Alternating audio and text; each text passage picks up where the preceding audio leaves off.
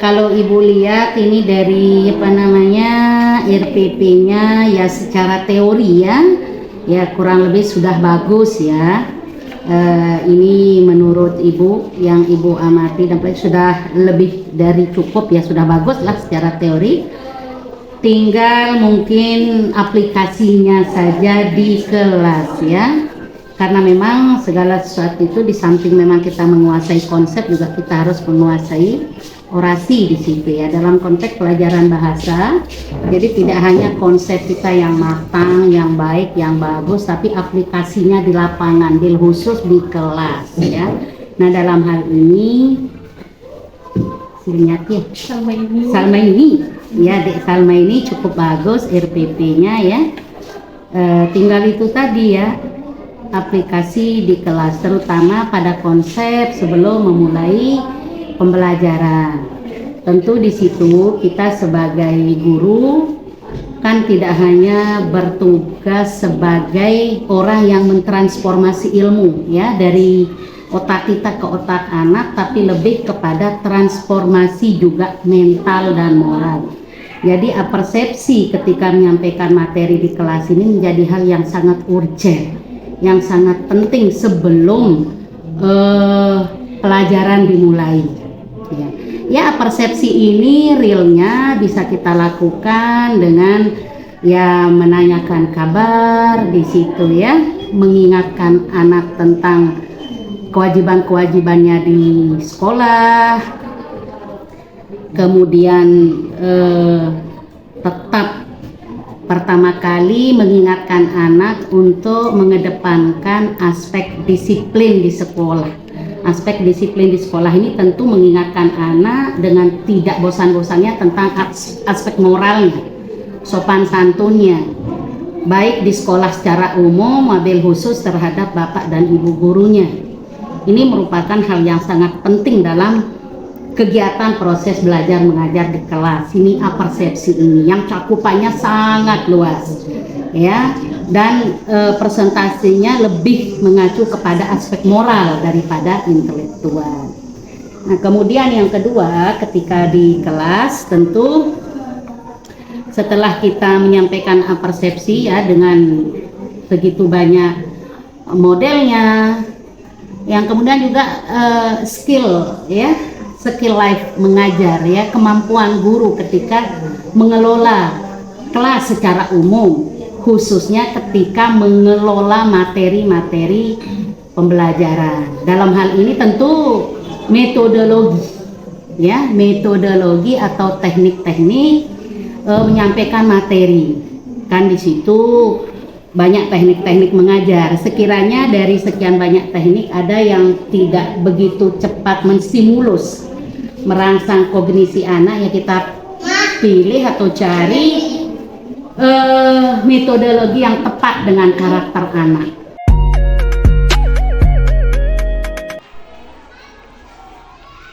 Assalamualaikum warahmatullahi wabarakatuh. Waalaikumsalam warahmatullahi wabarakatuh. Pagi anak-anak. Pagi Bu Guru. Apa kabar? Alhamdulillah luar biasa. Allahu Akbar. Oke Ibu, periksa dulu ya kehadiran kalian pada pagi hari ini. Ya. Alisha Humairatul Atifa, Habib Abna, Laila Mariatul Soleha, Zakiyah Talita Umairah. Oke, sebelum kita memulai pelajaran, silakan ketua kelas memimpin doa. Sebelum kita mulai pelajaran pada pagi hari ini, marilah kita berdoa dalam hati. Doa dimulai.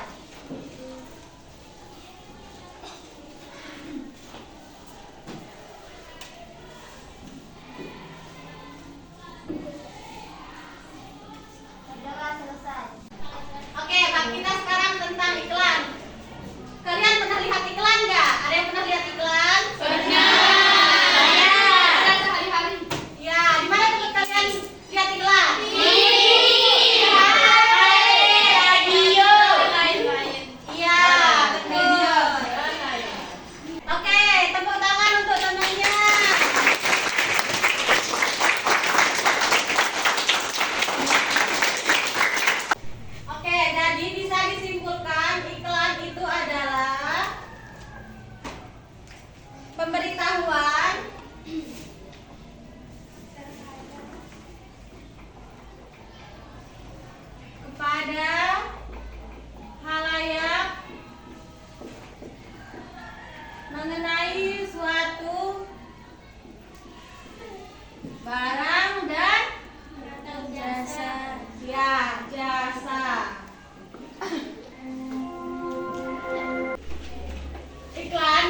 biasanya digunakan pada bisnis berskala besar, misalnya dunia perkantoran,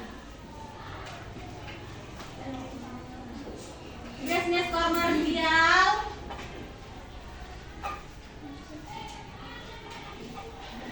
kemudian untuk pemerintahan,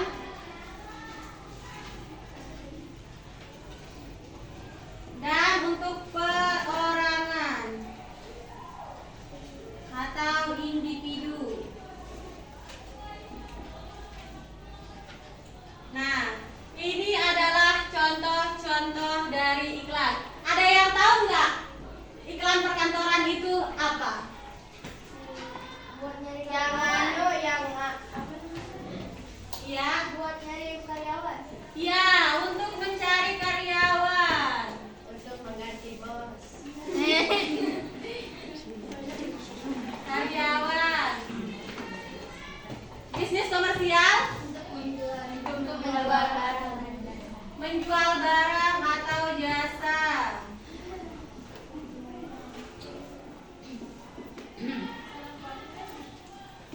Kemudian untuk yang pemerintahan, Menyebarkan informasi. menyebarkan informasi.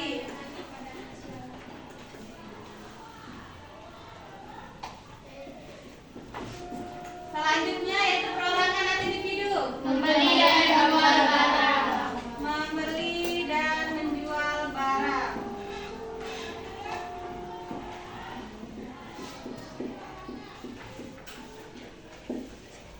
Nah, ini adalah fungsi-fungsi iklan di perkantoran, bisnis komersial, pemerintahan, dan perorangan atau individu. Sampai sini ada yang bertanya? Oke, kalau tidak ada yang bertanya kita lanjutkan. Selanjutnya yaitu poster. Ada yang tahu apa itu poster? Ya, nah, Plakat. Plakat. Kata-kata Poster atau gambar. plakat? Ya, atau plakat. Yang ada gambar-gambar. Kata-kata gambar. Ada gambar. Kata-kata. Ada kata. Ada gambar. Terus Bangunan. apa?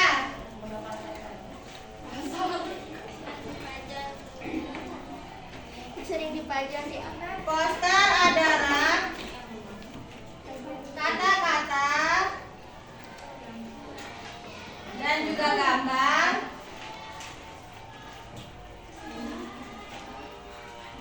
yang dipajang di tempat umum.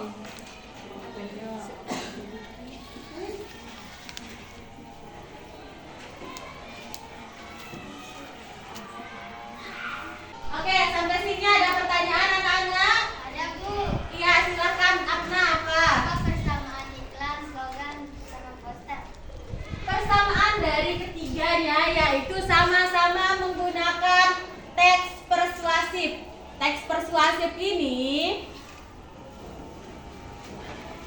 adalah teks yang berisi kata-kata rayuan, bujukan,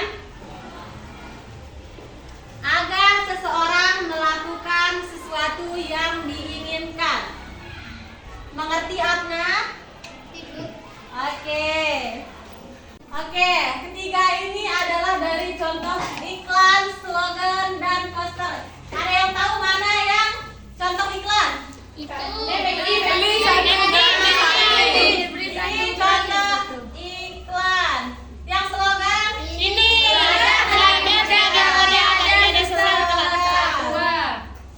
Terus yang selanjutnya mana yang poster?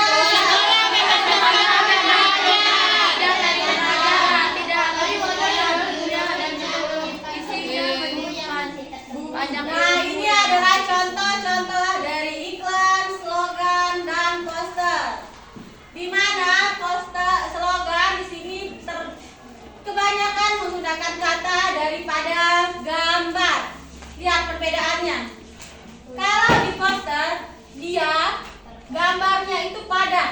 Sedangkan kalau di slogan, dia hanya sedikit menambahkan gambar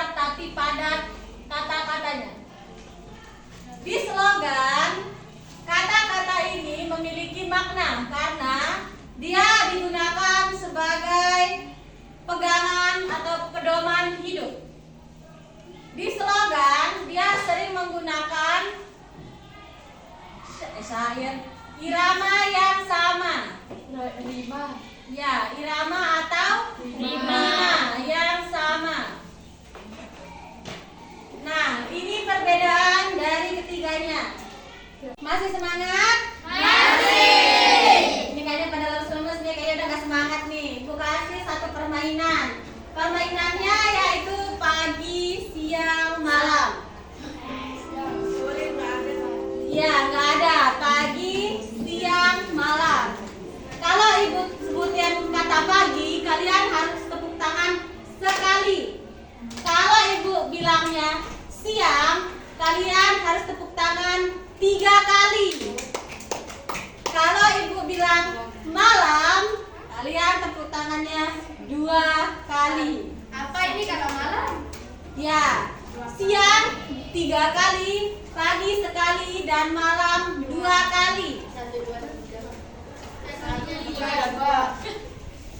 Oke, kita mulai permainannya.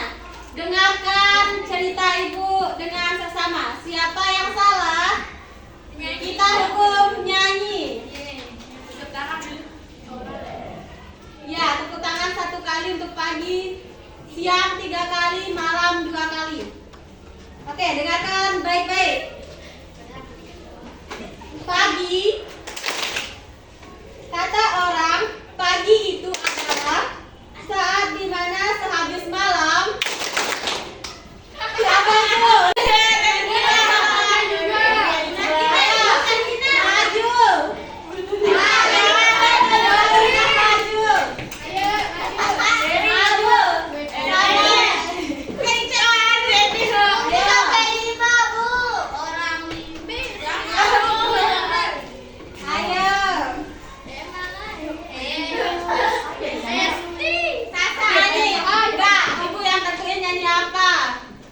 Nyanyi lagu Bintang Kecil pakai vokal A.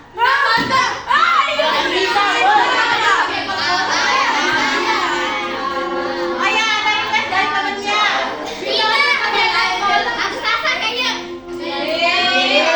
Bintang Kecil pakai kongkolan katanya.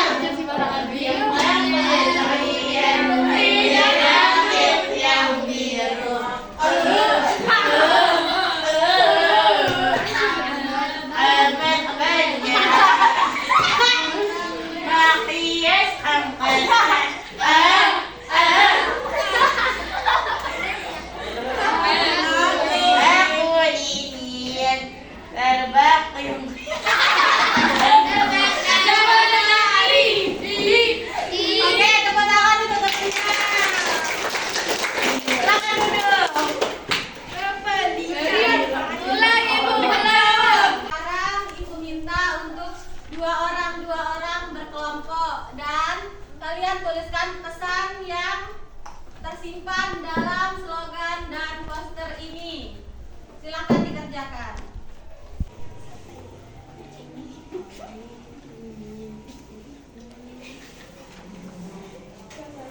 Ngerti?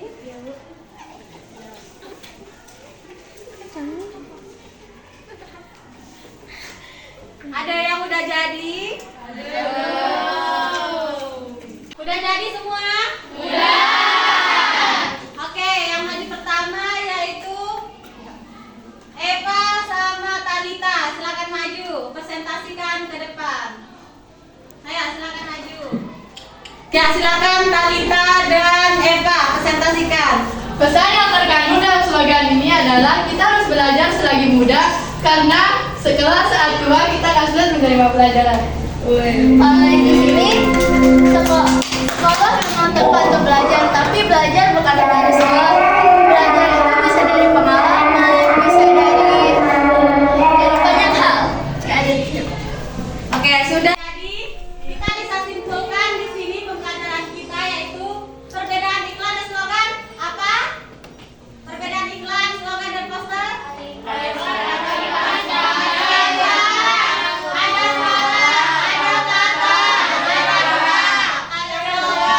Minggu depan kita akan mempelajari tentang menceritakan kembali teks iklan. Ibu harap Jadi singkatnya penilaian ibu untuk adik ini alhamdulillah sudah cukup bagus ya, secara teori maupun praktik. Ya tinggal kedepannya pembiasaan aja, pembiasaan. Nah pembiasaan itu akan cepat kita lakukan tentu dengan kesiapan dulu dari rumah sebelum berangkat ke sekolah. Persiapan mental yang pertama.